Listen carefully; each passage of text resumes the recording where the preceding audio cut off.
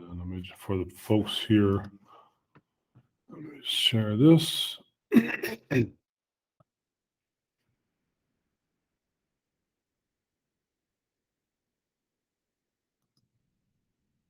All right. Bismillah ar-Rahman ar-Rahim. Alhamdulillahi Rabbil Alameen. Wa sallallahu wa sallama wa barak ala alladhi arsala bil huda wa din al-haq liyudhhirahu ala dinihi kullihi walau kariha al-kafirun. Muhammad sallallahu ta'ala alayhi wa sallam. Okay, so we were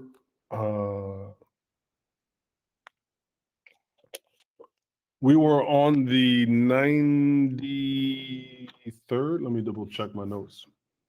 I think we had left off, on the 93rd verse of Sūrah Āl Imrān. So 3rd chapter, 93rd verse. And I actually want to kind of circle back to this one for just a moment, in that I want to go back because this verse is an important verse. So I'll just read the verse in Arabic, the translation, and then again, I want to pick up where we left off because there's a couple things that are important to learn here. So, oh, here comes somebody. Here comes Dawood. So in the verse, Bismillahir Rahmanir Rahim, Kullu ta'ami كان حلا لبني إسرائيل إلا ما حرم إسرائيل على نفسه. So Allah Ta'ala says that all of the food for the Jews, right, for Bani Israel, was halal, except for what Israel, يعني Yaqub alayhi salam, except for Jacob, right, what he had made impermissible for himself, من قبل أن تنزل التوراة. And this was before the revelation of the Torah. And so we had explained through looking at a couple of different sources that Israel, alayhi salam, yani Yaqub, Prophet Yaqub, that he became very ill and he made a pledge to Allah that if Allah were to cure him, he would give up something that he dearly loved, which according to a couple of sources, some say that it was camel meat or camel milk or both, as a potentially of what it was that he gave up. And the Israelites mistakenly understood his personal pledge to Allah as a hukm, as a rule, and establishing some new dietary laws, right? So they mistakenly understood this and tried to say, oh, no, eating camel milk, drinking camel milk or eating camel meat, this is part of our dietary laws as Jews as a whole. And so they made this mistake. And the Qur'an says, no, that Israel did this before the revelation of the Torah, meaning before the laws that were given to Musa alayhi salam, before the laws given to Moses. And so, no, this is not canonical law that would apply to everybody. And the challenge that the Quran makes is what? قُلْ فَأْتُوا بِالتَّوْرَةِ. Right? Say to them, Muhammad sallallahu alayhi wasallam, say to them, bring the Torah here, فَتْلُوهَا, and read it, and you will see. Right? In kuntum sadiqin, if you are really truthful, and you will see that indeed that is not the case, that it is not something that Allah Ta'ala sanctioned, but it was something that Nabi Yaqub alayhi salam offered himself as a pledge, right? As an act of devotion to Allah to cure him of his ailment. And the reason why I wanted to stop at this again is because it's actually a good place to go over some basic ideas of, well, how do we understand and determine rulings in the religion, especially those that are demonstrated by a prophet, in our case, the Prophet Muhammad sallallahu alaihi wasallam. How do we understand his statements and his actions, because undoubtedly Allah says, وَأَطِيعُوا اللَّهَ وَأَطِيعُوا الرَّسُولَ, right? Obey Allah and obey the messenger. So that there's no disagreement or misunderstanding whatsoever that the Prophet ﷺ is an authoritative figure for the Muslims, and that in a general sense, we are obligated to follow him. However, there may be circumstances in which something is not completely obligatory and might actually have some options. And again, in the same way that Bani Israel, they mistook the act of their prophet, Ya'qub, Israel, alayhi salam, they mistook it as being wajib. And we hear some people today, right, we have to follow the sunnah of the Prophet sallallahu alaihi wasallam. This is true as a general statement. However, not every single action of the Prophet, alayhi salawatu wassalam, is considered wajib, right? The wujub, the necessity. So we're going to go a little bit. So that's why I wanted to pause at this verse today and do a quick little usul lesson, right? What we call usul al-fiqh, or go into very briefly an idea of how do we determine rulings, right? And so I have a little translation here. I'll share the Alaykum salam. Oh, Naveed, Alaykum salam. I will share the PDF afterwards, if you guys want to look at it. So this is a translation of the beginning of a book, actually, of Maliki fiqh.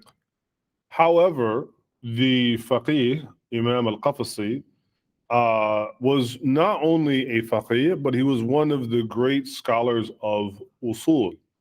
And so when he wrote a book that was to teach people the basics of fiqh, his idea was that, well, it's one thing just to teach you fiqh, like how do you pray, how do you fast, how do you make tawaf around the Kaaba, and on and on and on. But it would be better to actually give you a breakdown of the mechanics of religious understanding first before going into it. So in his book, it's called Lubab al-Lubab. I don't think did I bring it with me? I don't think I brought it with me. Anyway, it's called Lubab al-Lubab, and it deals with what we call asbab, right? The reasons for doing something. It deals with mawani', right? It deals with prohibitions, and it deals with several other things, right? And so I translated the beginning here, and we're going to look over it really quick. So in the beginning, he says, fil hukm wa aqsamihi. So we're going to look at the idea of a ruling, a hukm, right? A judgment, a ruling, and its various types.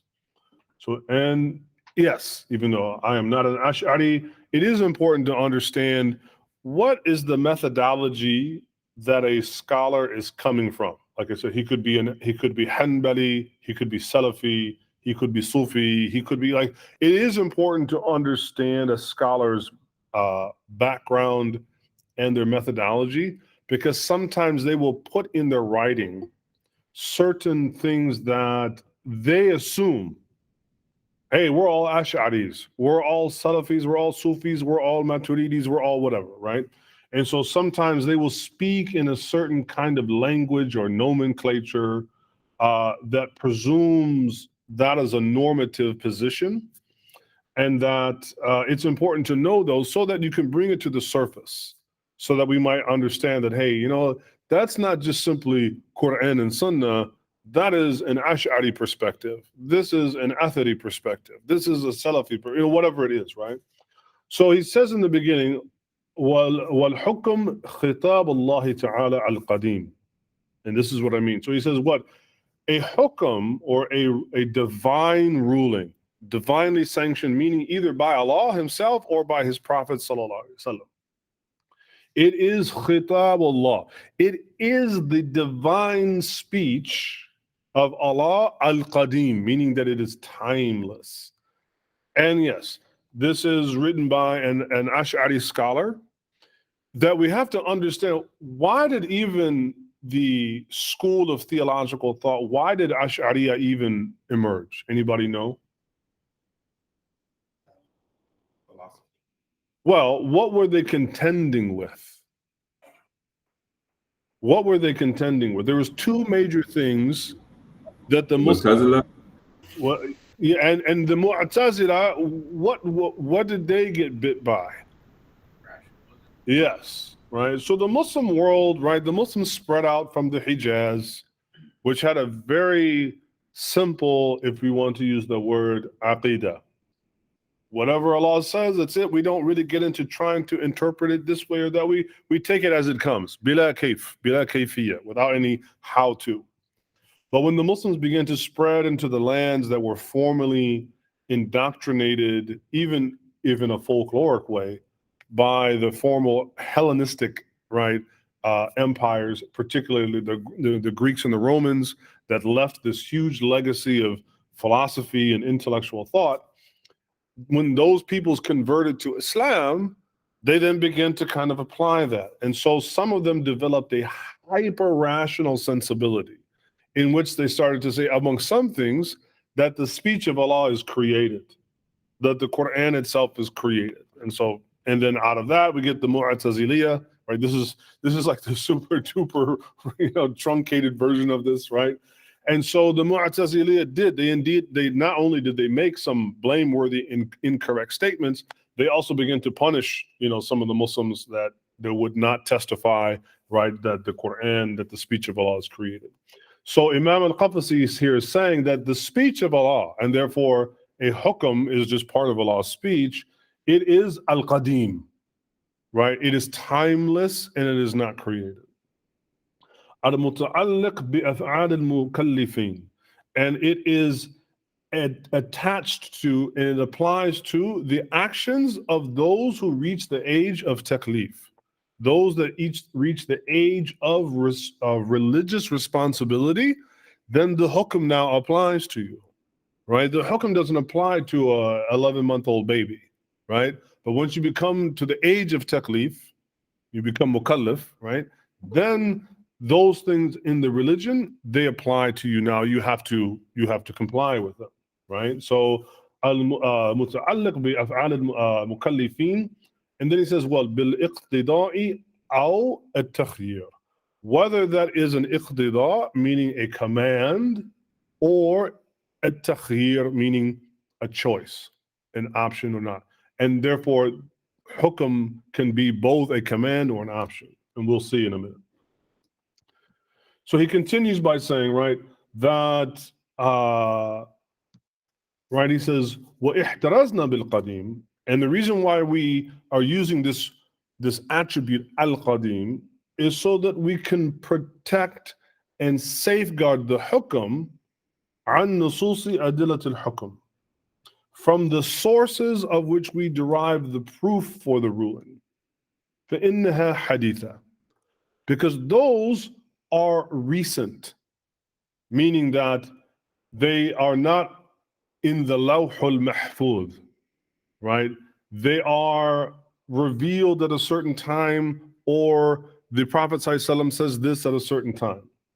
وَلَيْسَتْ بِحُكم, and they are not the hukm in and of itself. The hukm is what in the Lawh al-Mahfuz, and it is timeless because it is it is an attribute of Allah. إلا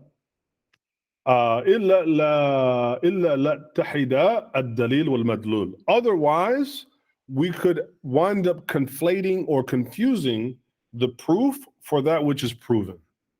Meaning that he wants to keep the hukm of Allah separate from how we discern or study or extract what a hukm is.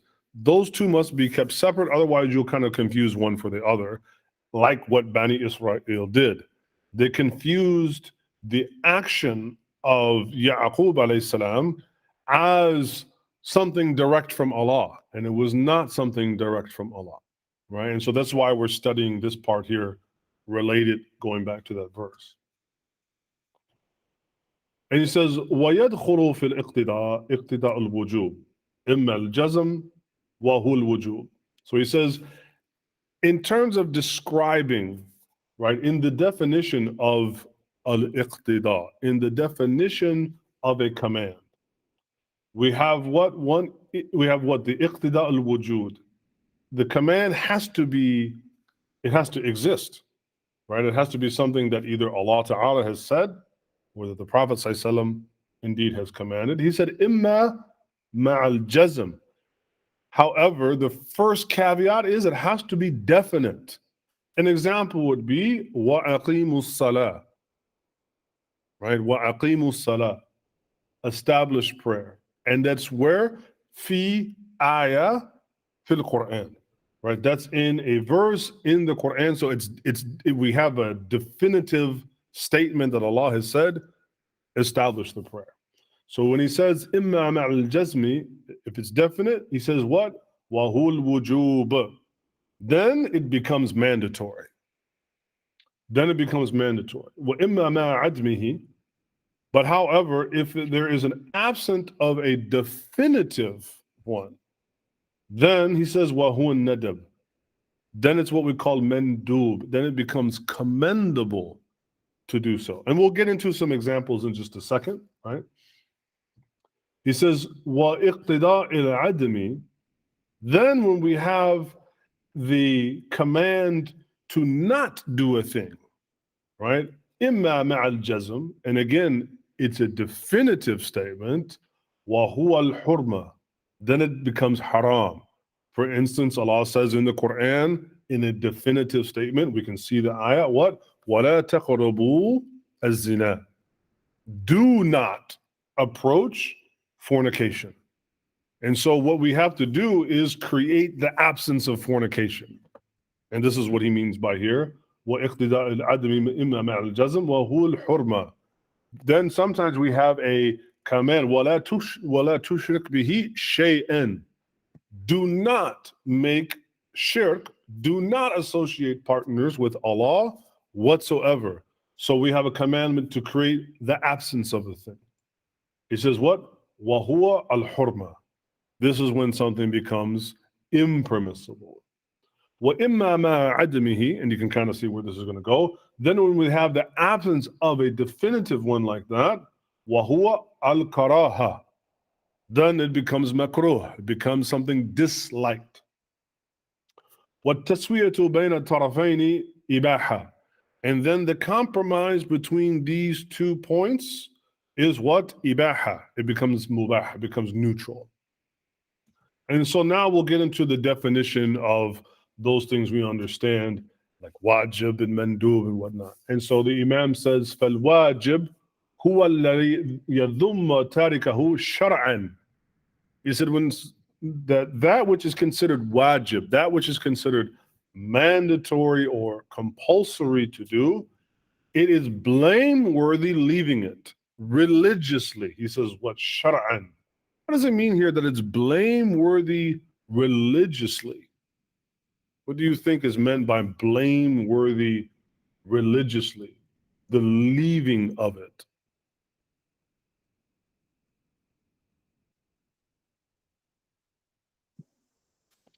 It's close to sinful. Yeah. Well, okay, it's sinful, but there's something even extra that's added here by shar'an. Sharia. What will there be as a consequence for leaving it? Punishment. Right. Punishment. And that can be both a earthly punishment and, of course, an afterworldly punishment. Even though some people will balk at this today. But the Prophet ﷺ said to do what with your children when they reach the age of taklif, but they don't want to pray?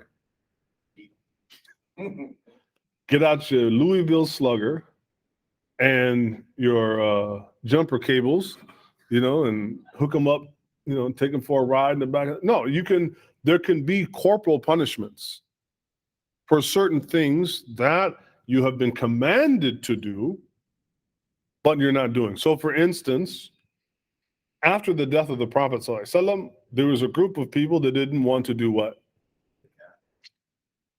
And Abu They Bakr, want the basic kind. right? What did he do? He went to what? He went to go punish them, because that was what they had an obligation to do it. They left it, and so what? It is what? It's madhmoom shar'an.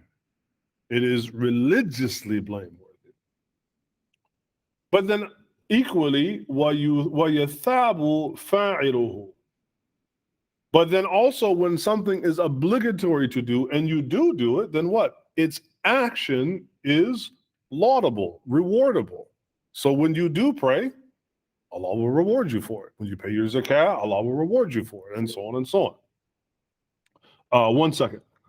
And he says, وَيُسَمَّى فَرْدًا وَحَتْمًا وَلَازِمًا. And so this is known by different terms throughout the ages that the mutafaqqihin or the usuliyin have used, and they will say it's fard. You're probably familiar with that. The other two, maybe you have not heard.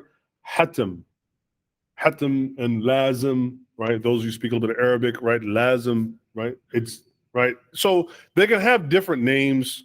Probably the most common is fard, right? That it now you got to do it, becomes mandatory. But he lists a couple others. Yes, it's haq. Assalamu alaikum. Alaikum salam. Just for clarification, can you elaborate or clarify what is meant by to leave or abandon the thing religiously? Is that something that, like, okay, I know I should pray 5 times a day, but I pray once a day, right? Or I know I should fast during the month of Ramadan, but I fast for 15 days, right? Because of some weakness, not a position of disbelief, like I don't have to do this. So can you clarify the meaning of leaving or abandoning the thing religiously?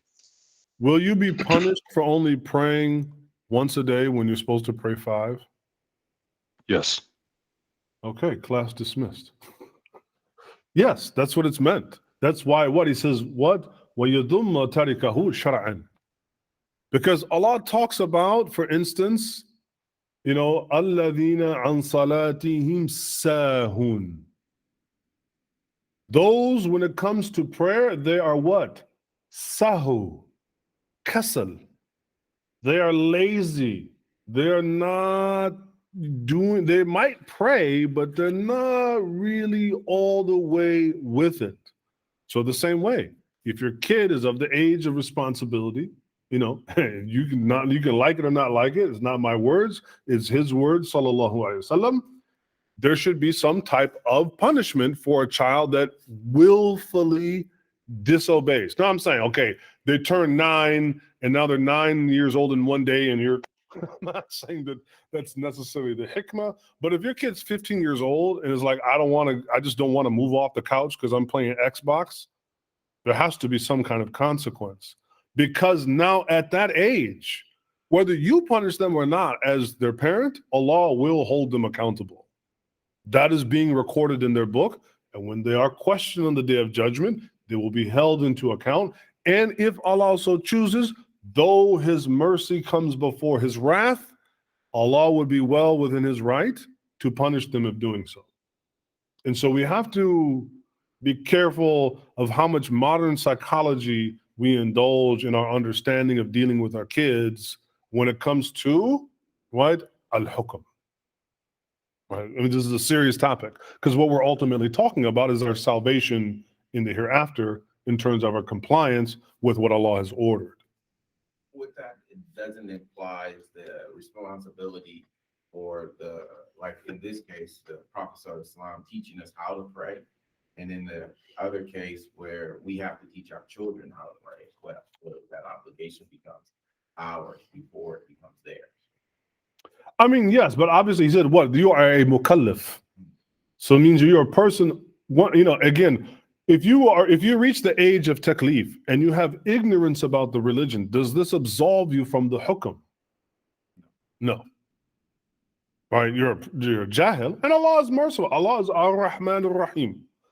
Wa-Ra'uf bil-Ibad, and on and on. I have no doubts about Allah's mercy. But we're talking about the hukm. That Allah has made certain proclamations, and they are timeless.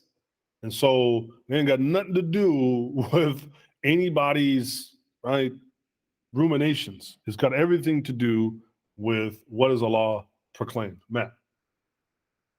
This might be a dumb question, but This might be a dumb answer. I don't know. Yeah, fair enough. But what do we mean? I guess it's probably just because we say these rulings are timeless, but we've also at sometimes talked about how the specifics of the Sharia can actually be time bound. Like, the example that you brought up several times in this class on previous is alcoholic beverages being permissible under previous Sharias, and now it's forbidden. Obviously, I don't think, and for example, the numbers and the timings of the prayer may have been different before Muhammad sallallahu alaihi wasallam brought the final revelation of the final Sharia, right? So what does it mean for these rulings to be timeless? Yes, and so this is a debate amongst, that's why I said we have to understand that one, this is kind of an Ash'ari argument of which there's not total agreement upon, but to take his point is that, for instance, in the hurma of alcohol, in the prohibition or the haramness of alcohol, the question would be,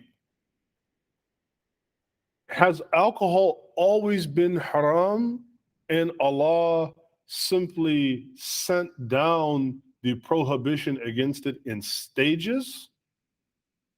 Right? And so essentially one argument would be yes, right? That, and then the other is that Allah talks about He will never, that, what did the Jews say? Oh, Allah doesn't change His mind. And Allah said, what are you talking about? I can make nasakh, I can abrogate something that's completely within my purview, and I will always replace it with something equal or better. Right? So this does throw in some caveats to this idea. In terms of going back to your idea of some temporality or change, for instance, the salah, as you mentioned, originally the salah was going to be 50 times a day, and it was reduced to 5, but it didn't change the mandate to pray. And so the argument in that particular case was Allah's commandment was what? وَأَقِيمُوا الصَّلَاةَ. Then the particulars of how it was performed was altered, right? But there was no change in terms of the hukum, the necessity to have to pray. And this is why he says that he wants to change the adillah, to preserve or separate how we determine the adillah, right? The proofs. Allah said it in this ayah, the Prophet did this, and so on. We want to separate the nusus, or the sources for proofs of the hukum, from the hukum itself, right? So the hukum is, it's somewhere in the preserved tablet. Allah has given the command, right? Pray. But the nas for this has changed throughout the period of revelation from initially, just in the beginning, like it wasn't even that formulated. Then you pray like this, but it's 50 times a day. And then at the end of the Mi'raj, right? Oh no, it has to be 5 times a day. And so this is what we call the nas, or the source for the proof for the hukum, but it is not the hukum itself. So his argument is there exists Aḥkām by Allah in a timeless space somewhere, but when they enter into the world, then they can change their form, they can change their application somewhat. Right? And this is why he says, فَإِنَّهَا حَدِيثًا, because they may come and there may be something new. That can be new in terms, like you said, between the Sharia of Musa alayhi salam, which allowed for the consumption of alcohol, and the Sharia of Muhammad sallallahu alaihi wasallam that forbade it. Right? And so this idea of hukum, and again, this is kind of an Ash'ari argument, which again, there have been arguments against this. Like, no, that might not actually be the case because we have to take into factor into consideration when Allah abrogates a thing, right? And so that's one of the things that they would argue against the Ash'ari position. I myself, again, I'm not an Ash'ari, so I don't particularly take this 100%, but it's main for us, as we'll get beyond this part about Qadim and not Qadim, it is mainly getting to this striation of terminology that we're familiar with. Wajib, Mandub, Makruh. I want us just to understand roughly whether we're Ash'ari or not, whether we take into factor the abrogation or not, how do we construct hukum from a prophet? Because again, we're dealing with ultimately how Bani Israel made the mistake of understanding the actions of Israel as binding upon all Jews and how they mistook that. So that's what we're ultimately going to get to, not some argument about a particular how the aqidah of the Ash'ari function.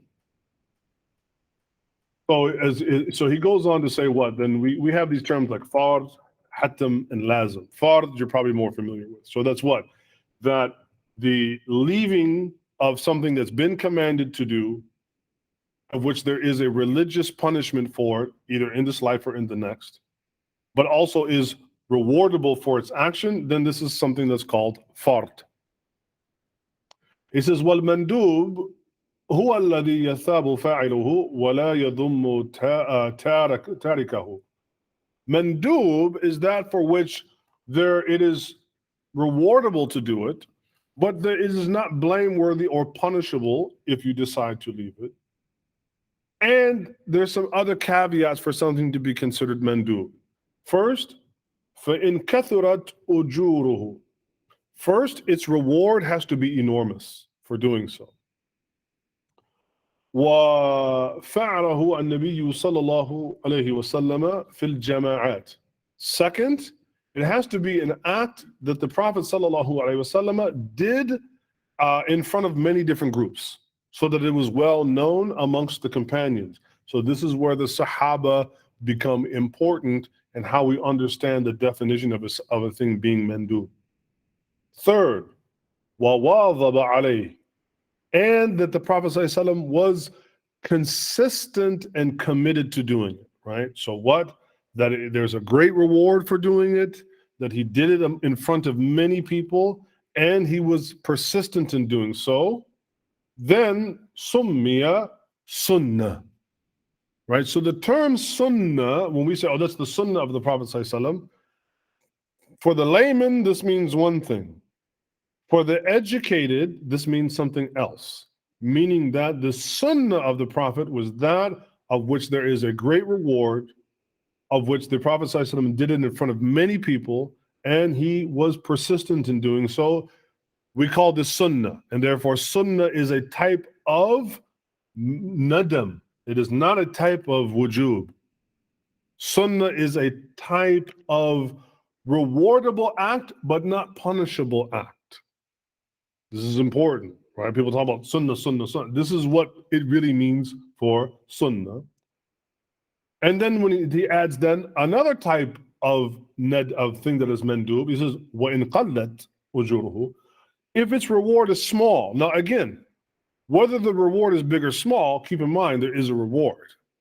But he says, وَإِنْ قَلَّتْ أُجُورُهُ وَلَمْ يَفْعَلْهُ فِي جَمَاعَاتٍ sallallahu alayhi wasallam. So if its reward is small and the action was not performed by the Prophet ﷺ in front of numerous people, summiya nafila. Then we call this of the nawafil, nafila, right? And he says, وَإِن تَوَسَّطَ بَيْنَ الْقَسْمَيْنِ, and that which comes between these two, between what a great reward and a small reward, and that's something performed in front of a bunch of people and only in front of a few. Between that, summiya fadila. Then we have something that's called a fadila.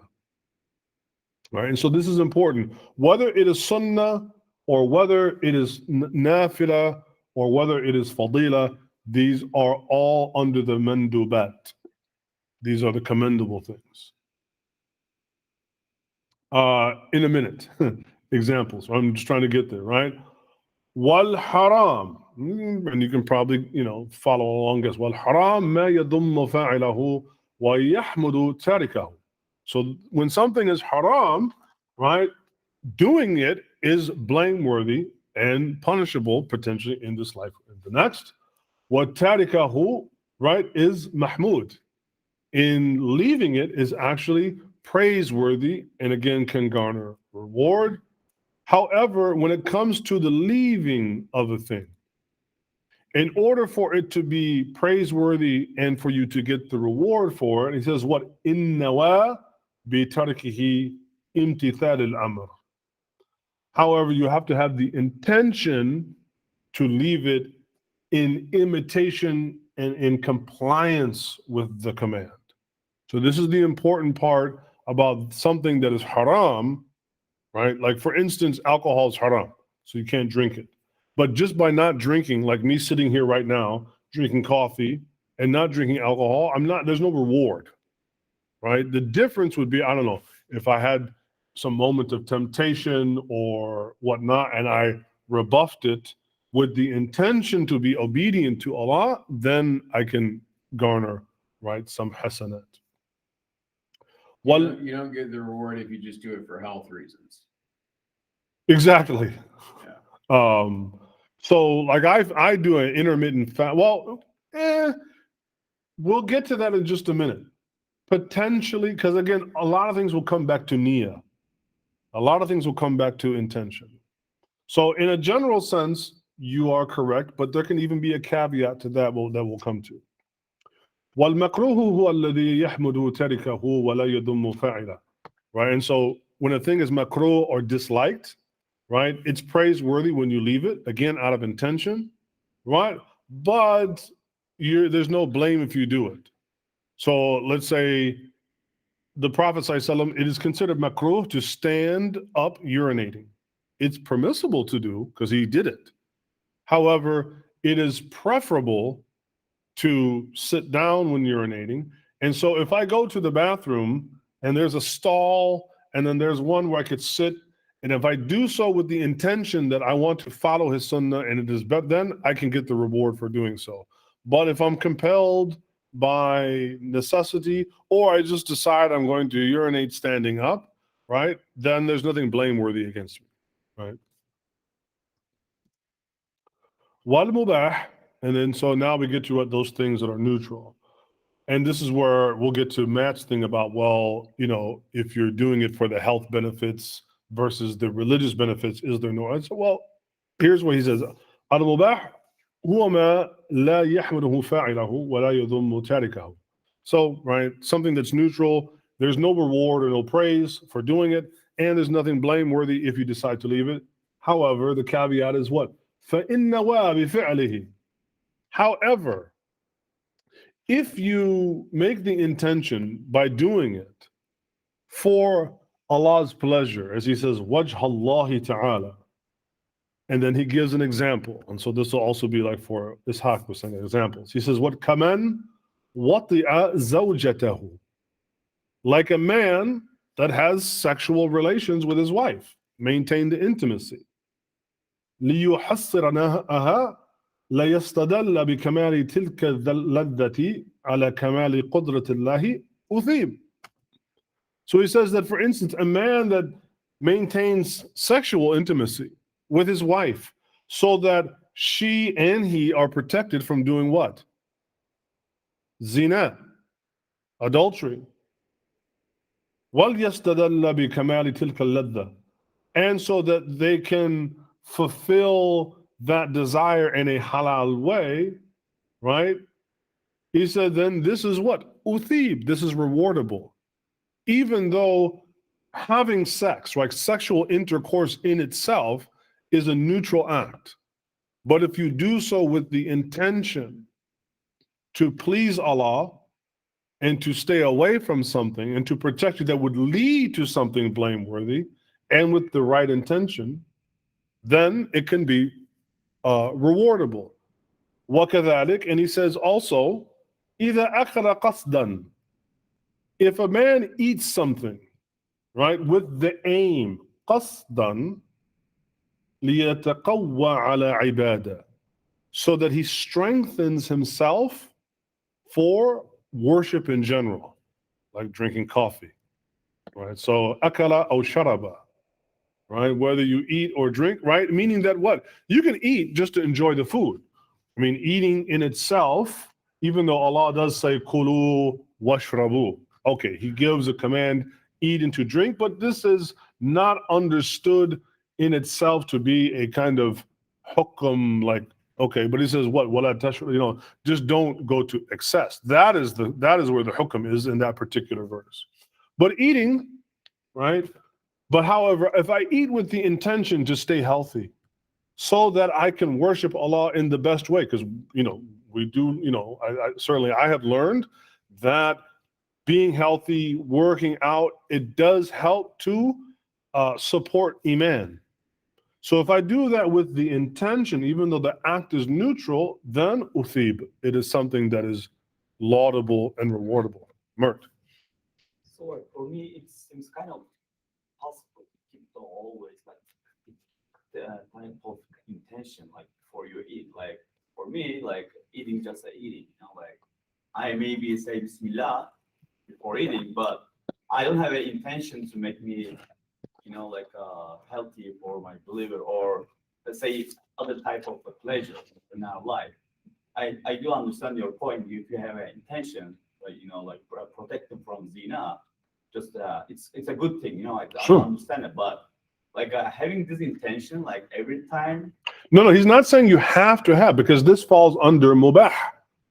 It falls under ibaha. It falls under that which is neutral. So the fact that it comes under the category of neutral acts, it can have no wujub, it can have no necessity to it. He's just simply telling you, don't be fooled to think that neutral acts have no chance of garnering a reward.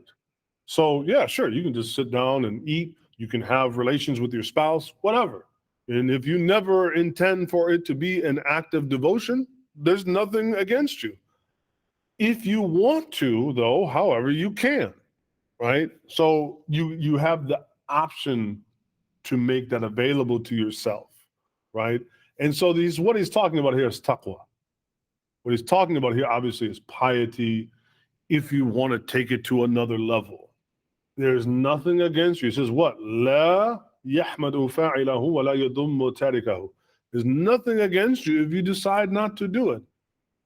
But it shows the importance also, the ahmiyah of niyyah. It shows the importance of intention in the life of a Muslim, so that we can even take the mundane and we can make it for myself. Again, now I cannot make this because I choose to eat always with the intention to strengthen my body, to worship Allah, so I can pray tahajjud and I can I can do that for me, but I can't make that wajib for you.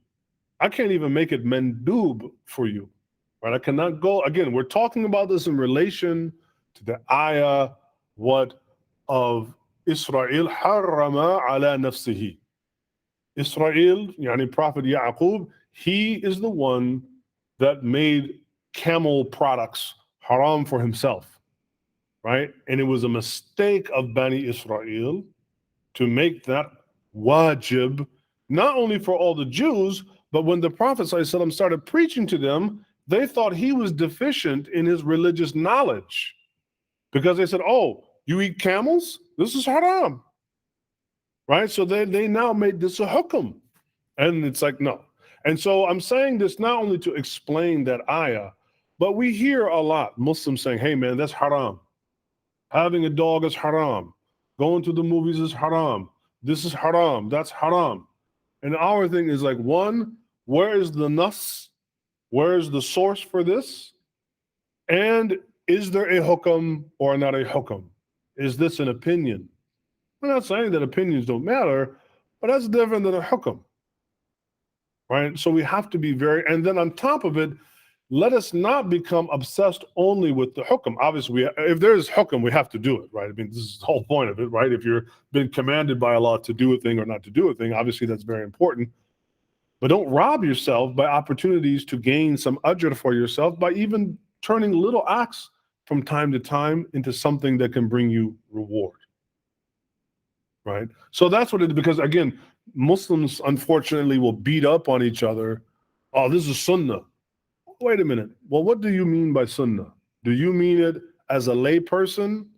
Because I'm not interested in your lay opinions. Or do you mean it in terms of the educated definition of it based upon knowledge? And that's different. And then we have to have a conversation, because obviously there are different schools of thought and so on. And so we have to have a larger conversation. So I wanted to go through this so that, one, you don't get beat up by the haram police or the hukm police who turn every act that the Prophet ﷺ did into a hukm. Because, matter of fact, how do we even get the mandubat? How do we get something that is considered commendable? Because sometimes the Prophet ﷺ did a thing or commanded, do this, and then left doing it.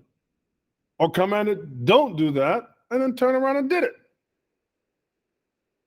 Right? So be careful of making something wajib that might be really in a better category, or artificially raising the term sunnah to wajib.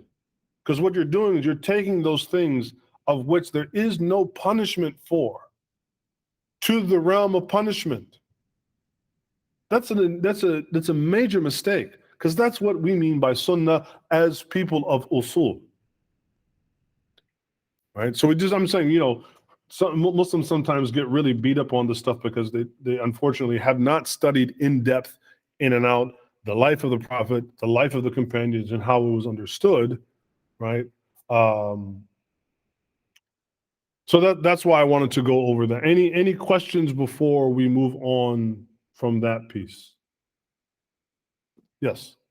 So I do understand the point. Like you try to emphasize on the niyat, like so intentions. So In terms of doing things that are mandub, right? So you're saying like the importance of niyyah or intention, of course, as it relates to also those things that are either wajib or haram. Yes, obviously intention is massive in everything, right?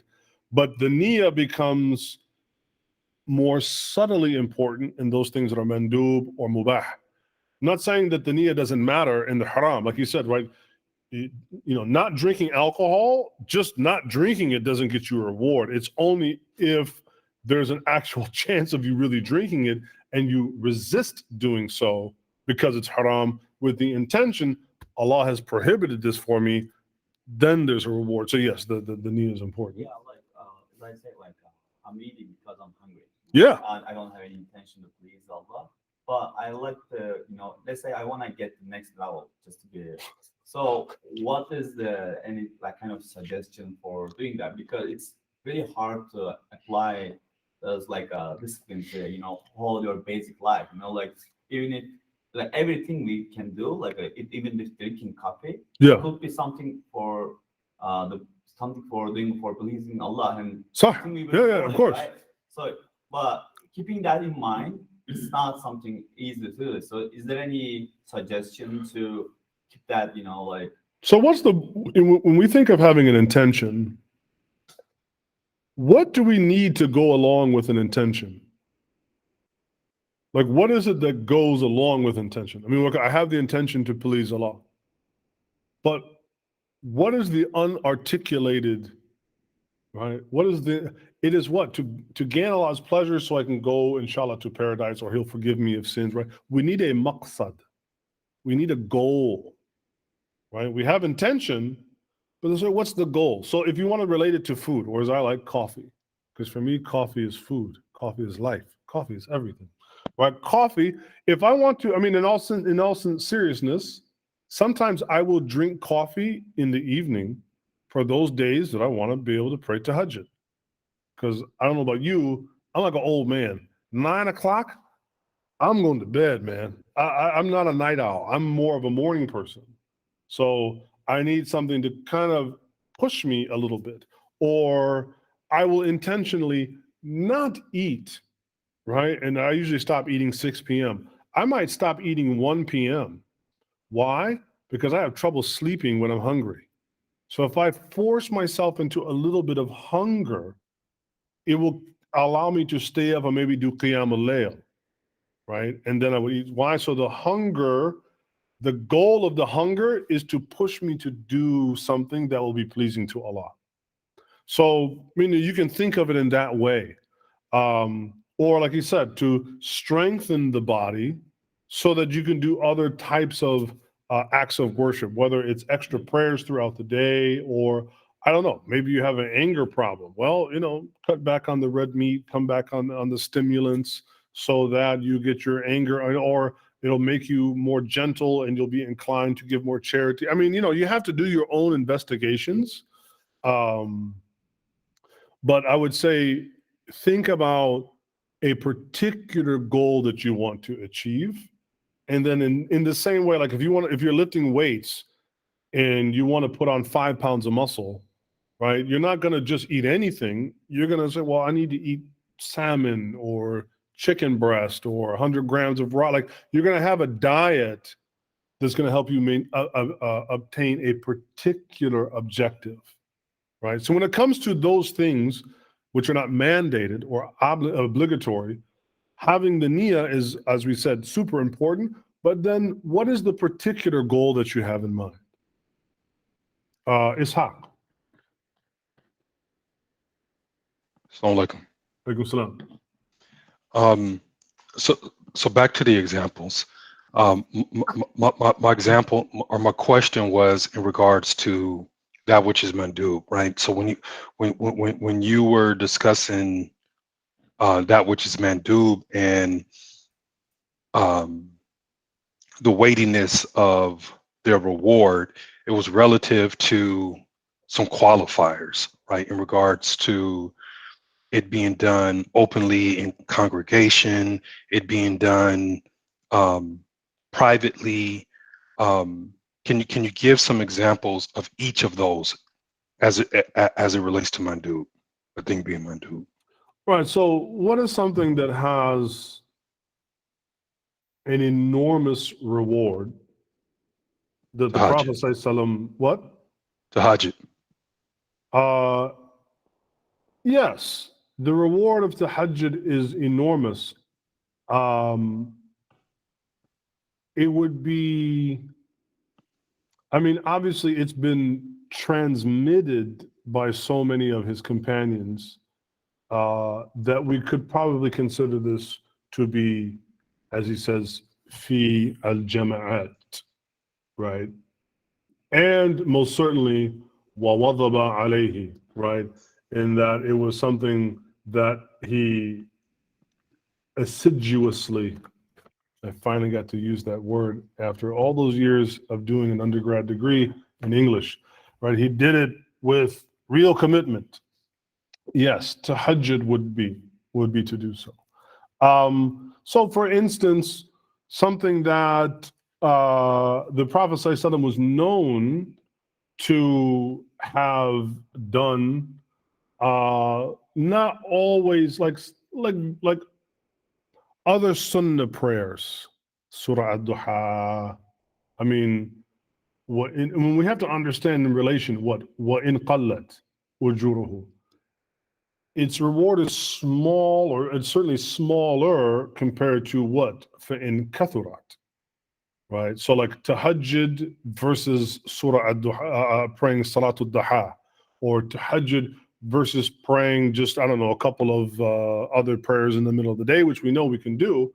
Sure, there is some reward for it, most certainly not compared to the reward of tahajjud. So we would say that those prayers are nafila. In fact, the prayers that you could do in the middle of the day compared to actually, for the one that prays Fajr, then stays in his place, does some dhikr or istighfar or whatever, and then waits for the sun to rise, then stands and prays Salatul Duha, right? Allah has talked about there is a fairly great reward for that. Maybe not quite as great as tahajjud, but certainly greater than those later in the day. So what this is وَإِن تَصَوَّتَ بَيْنَ الْقَسْمَيْنِ سُمِّيَ فَضِيلَةً. So we will call that kind of prayer a fadila, right? That kind of prayer a fadila. More to the point of your question is, in order to understand the intricacies of these, it requires serious study, right? You have to be a person that knows the life of the Prophet ﷺ in and out, that knows the opinions of the companions in and out, and is able to weigh and compare these before you run around telling somebody, hey man, this is sunnah, i.e. wajib. No, right? All of us should definitely be. And so the first thing is, are we doing the wajib? And are we avoiding the haram? Inna al-halala bayin wal-haram bayin wa baynahuma mutashabihat. Right? The Prophet ﷺ said that which is permissible is clear, that which is impermissible is clear, and there's a big gray area between the two. And so the first thing that the lay person, so to speak, should focus on, make sure you get down what you are obliged to do and what you are obliged not to do. Then you can add those things, but even then, avoid policing other people unless it's clear that somebody is doing something that they ought not to be doing, right? Take it easy. And I only say this because, we've had our haram wars throughout the years, and people telling people this and that. And look, if you have not gone intimately through, and you can really give me a list of like 20, wajibat and 20 mandubat and 20 mubahat and 20 makruhat. And if you cannot give me 20 from every category, probably, you need to just continue to study. Right. And so I'm saying this just as a caution, and also just, it's going to happen at some point. Somebody's going to say something to you, and, you just, alhamdulillah, jazakumullahu khairan, brother, whatever, sister, and, keep it pushing, as we say. Don't fixate on that. That sounds like a homework assignment. Well, I mean, seriously. I mean, it also shows that if we want to get to the question of hukm, because again, all of this is part of the hukm, whether it's wajib, whether it's mandub, whether it's mubah, whether it's makruh, or whether it's haram, it all follows what? Al-hukm wa aqsamuhu. It's all under the hukm. And so, yes, I mean, this is kind of what we should be occupying certainly some of our time with, of trying to become familiar with. But it gives you an appreciation of the in-depth of study that's required to really know what the life of a Muslim should be, and based upon the Book of Allah and, of course, His Prophet. It's pretty in-depth. Okay, so now we get to, let's go really quick so we can move beyond that verse 93.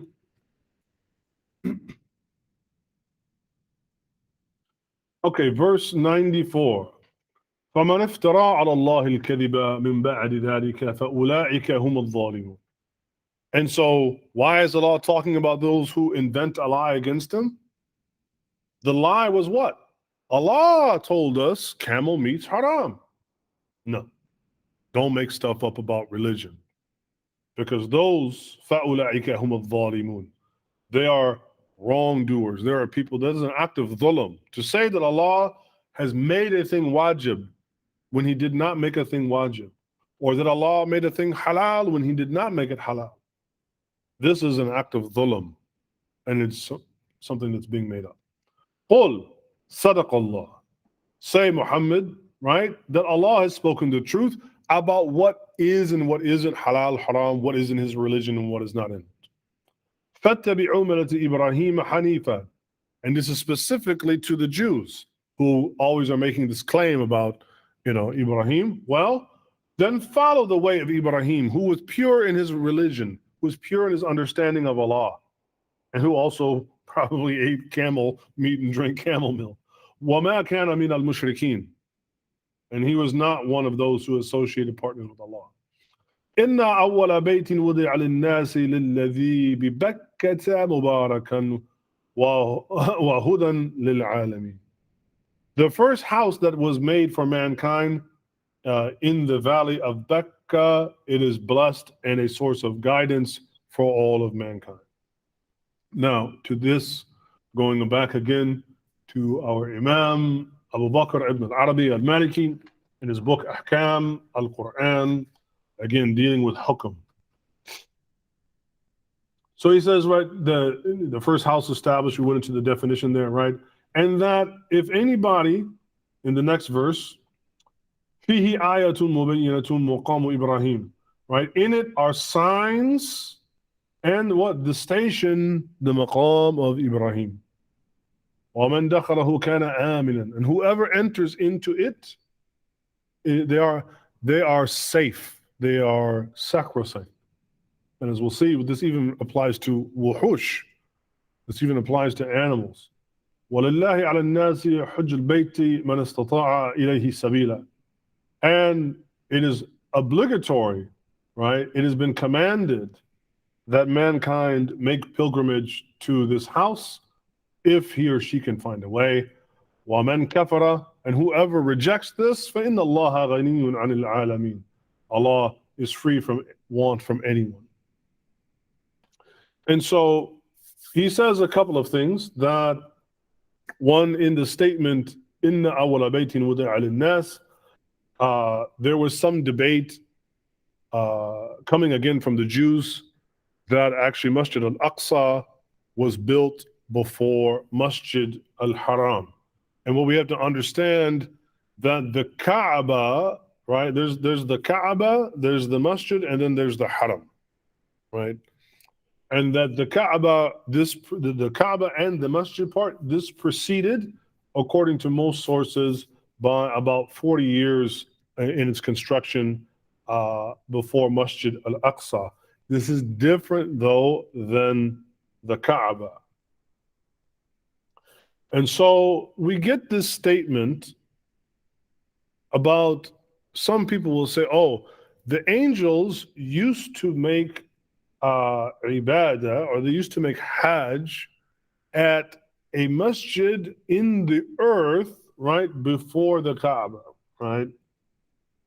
And so the Imam says, وَهَذَا رَدٌّ عَلَى مَنْ يَقُولُ كَانَ فِي الْأَرْضِ بَيْتٌ قَبْلَهُ تَحُجُّهُ الْمَلَائِكَةُ. This is a refutation against those who say that there was a house of worship before the Kaaba in the earth the angels used to make pilgrimage to. And this is a misunderstanding of al-Bayt al-Ma'mur.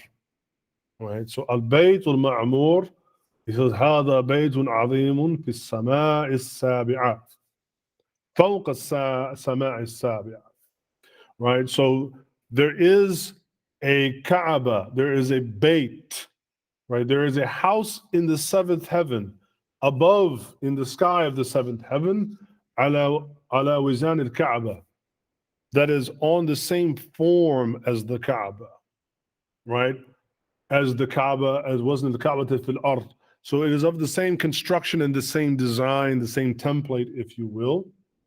What Sūrah Āl Imrān mustannadan ilayhi, right? And this is where the Prophet ﷺ talked about Ibrahim encountering him there. وقال النبي صلى الله عليه وسلم يدخله كل يوم 70,000 ملك.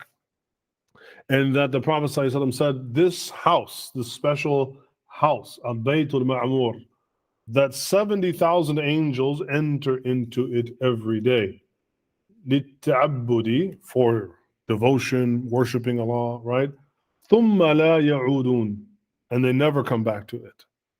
So this is also a testimony to the greatness of Allah, that He creates all these angels, so many that 70,000 every day enter into this world, and they never come back. And so every day another 70,000, right? So it's a testimony. But this, so he's saying this is a mistake, that people are saying that the angels came to the earth to a Kaaba, but no, it is to al-Bayt al-Ma'mur fi as-sama'. And then in the statement where Allah talks about the blessings, right, of the Kaaba, going back to the other verse where inna awwala baytin wudi'a lin-nasi lilladhina bi Bakkata mubarakan. So this particular house, the Kaaba, now we are talking about the Kaaba on the earth, that it is what? Bayt Mubarak. It is, right? It is a blessed house. And so he goes to describe a little bit of what blessings is. وَفِي بَرَكَاتِهِ قِيلَ ثَوَابُ الْأَعْمَالِ. Right? So part of its blessings is the reward for religious devotion that is done in it, meaning that it's greater there than when it's done elsewhere. وَقِيلَ ثَوَابُ الْقَاصِدِ إِلَيْهِ. And even the reward for that, those that have the intention, right, to go there. وَقِيلَ أَمْنُ الْوُحْشِ فِيهِ. Right, and that it is said that part of the reason why it is blessed is also due to the safety when animals enter into it. So even animals have a hurma, they have a sanctity there, that they are not to be killed, not to be slaughtered. And then the last part here that he mentions, وَقِيلَ عَزُوفُ النَّفْسِ, right? That the soul, right, when, on a dunya, عند رؤيته, that the soul, when it sees the Kaaba, when we see the Kaaba, right, our soul is inclined to detach from the world. Some of you may have even had this feeling, like when you see the Kaaba, it invokes something in you, almost like that feeling that you get in you when you see the Kaaba. This is what he's talking about. The azuf al-nafsi an ad-dunya inda ru'yatihi, that you feel your concerns about this life, they abate somewhat. And if you've ever had the opportunity to go there, I can certainly attest to that myself, that you don't think about anything worldly when you're there. You just want to stay there and that's it, right? And so those are just a few of the things that he lists about the blessings of the house of Allah. والصحيح أنه مبارك من كل وجه من الوجوه الدنيا والآخرة. And he says, the overall correct opinion is that the house of Allah is blessed in its entirety, no matter the perspective of how you look upon it, whether it is one of dunya or akhirah. Whether it is, bringing a sense of tranquility, or whether it is accruing good deeds for the next life. وَذَلِكَ بِجَمِيعِهِ مَوْجُودٌ فِيهِ. And that is the entirety of what you will find there. Is just barakah. It is indeed an extraordinarily blessed place. And وَفِيهِ مِنْ آيَاتٍ أَنَّ مِنْ دَخْلِ خَائِفًا عَادَ آمِنًا. And there are signs regarding it, the house of Allah, again, such that what? He's going to talk here about what? The Station of Ibrahim, and also the power of going to the Kaaba for self-transformation. So amongst its signs, he said, أَنَّ مَنْ دَخَلَهُ خَائِفًا عَادَ آمِنًا. For the one that enters into it with fear that he will come back or he will return, Aminan, meaning both he'll feel safe, because generally, like there's no fighting in the Kaaba, but it will induce belief in you. I have seen many people when they even non-Muslims, when they see the Kaaba, there's something about that sight that just puts iman in the heart. It instills iman in the heart, even for the non-believer, especially for the believer. And so he continues, فَإِنَّ اللَّهَ سُبْحَانَهُ قَدْ كَانَ صَرَفَ الْقُلُوبَ عَنِ الْقَصْدِ إِلَى مُعَارَضَتِهِ. Right? He says that such that Allah the Exalted, that He undoubtedly has caused hearts to change by what? By its ziyarah, by its visitation, by being there. it will cause hearts that had the objective or the goal to actually oppose him, Azza wa Jal. Meaning, a person could have the intention to be disobedient to Allah, and the Kaaba is a place of such blessing that it can transform their heart that was once what? It had the qasad ila ma'aradatihi, to be opposed to him, and wasarafa al-aidi, and even their hands, their limbs that had intention for what? An idayatihi, to do harm. وَجَمَعَهَا عَلَى تَعْظِيمِ اللَّهِ تَعَالَى وَحُرْمَتِهِ. And it changed the hearts and the hands, the whole entirety of a person, all together to revere Allah, to make ta'zim, right? To revere Allah, to make him great, to revere him, and to consider Allah, right? And to consider Allah's hurma, Allah's sanctity. So it's talking about the blessing of the house of Allah, and in visiting it. And I can't tell you how many people I know that, struggled with their Islam, struggled with many things in their life, and they were even just able to make Umrah, and it had a life-altering effect on them. Certainly, it did for me. It was still something that I find incredibly difficult to put into words. And so he's just talking about that making your way to the house of Allah, obviously to perform the Hajj, because that is commanded for us, but whether for Hajj or otherwise, it is a blessed place, and its blessings are enormous, dunyawi, akhiriyya, whichever way you want to shake it, and that it has the capacity to transform people in their hearts and even in their body, to put them at the service of Allah, to make them real ibadallah, to make them real, servants and worshipers of him, and that they will respect his sanctity. And so that's just some commentary that he had about the beauty of the house of Allah. Fihi ayatun bayyinatun maqamu Ibrahim. And so in that, of course, is the Station of Ibrahim. And so he goes a little bit into this commentary about the maqam of Ibrahim. Fihi qawlan. Here's a couple of things to say. أحدهما أنه حجر المعهود, and that's the station you go to, right, where you can see his feet. وإنما جُعِلَ آيَةً للناس, and it was made into a sign for people until the end of time. And so he talks about how فأظهر الله فيه أثر قدمه آية باقية إلى يوم القيامة. And so the maqam of Ibrahim, where you see the footprint of Ibrahim, Allah caused it such that it would be visible and apparent until the end of time. And then as for also the maqam of Ibrahim, Ibn Abbas, the great companion of the Prophet ﷺ, has a comment to say upon it, in which he commented upon the meaning of what maqam Ibrahim. He says, Huwa al-Hajj kulluh.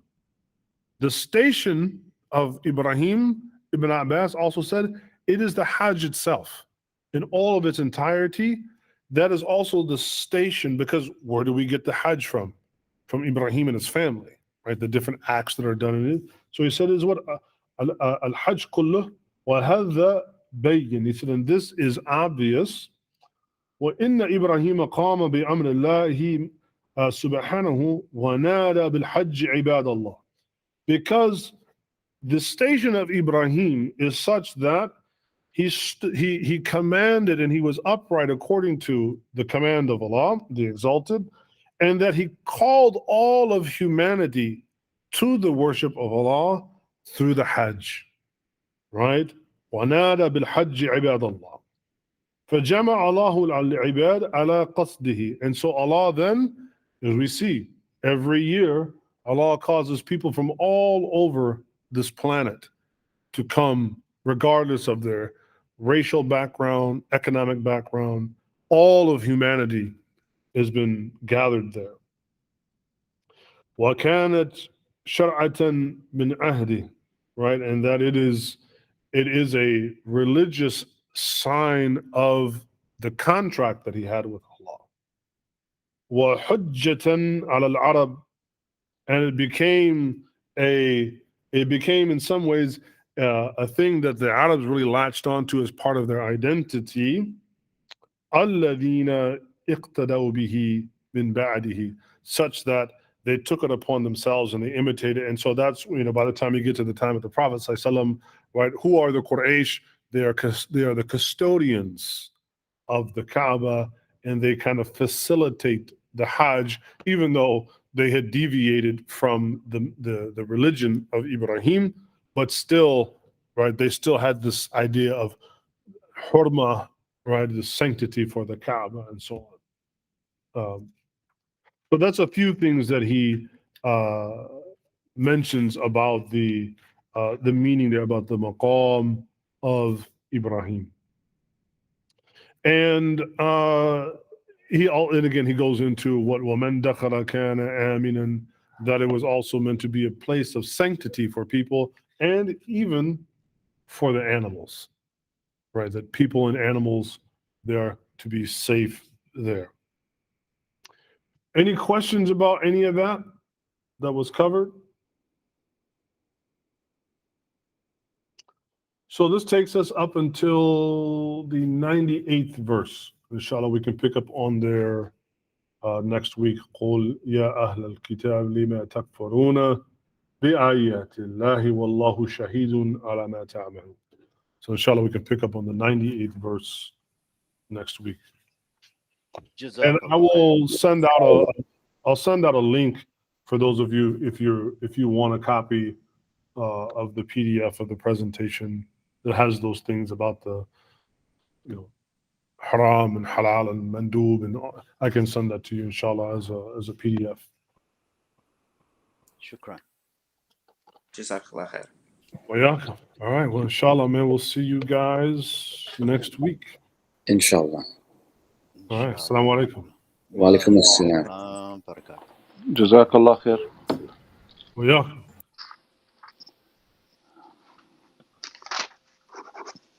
May God give you all